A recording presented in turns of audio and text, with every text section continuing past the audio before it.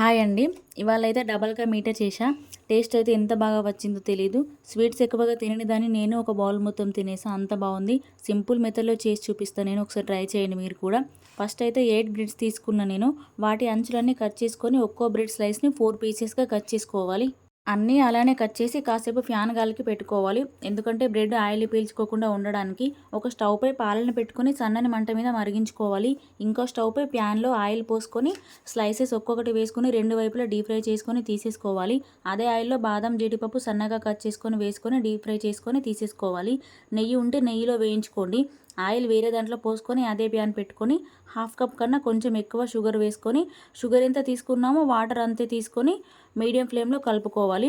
వేళ్ళతో చూస్తే జిగురుగా వచ్చేదాకా కలుపుకొని బ్రెడ్ స్లైసెస్ అన్నీ షుగర్ సిరప్లో వేసుకోవాలి. వెడల్పుగా ఉండే ప్యాన్ పెట్టుకోవాలి. డబల్ కా మీఠాకి రెండు వైపులా మెల్లిగా షుగర్ సిరప్ పీల్చుకునేదాకా కలుపుకొని నెక్స్ట్ చిక్కబడ్డ మిల్క్ యాడ్ చేసుకోవాలి. స్లోగా కలుపుకుంటూ 3 to 4 మినిట్స్ ఫ్రై చేసుకోవాలి. యాలకుల పొడి వేసుకొని ఒక 1 మినిట్ పాటు ఉంచి లాస్ట్లో ఫ్రై చేసుకున్న డ్రై ఫ్రూట్స్ వేసుకొని సర్వ్ చేసుకోవాలి. ఎంత తిన్నా తినాలనిపించేలా టేస్ట్ ఉంటుంది. మీరు లైక్ ఇవ్వడం మాత్రం మర్చిపోకండి. Thanks for watching.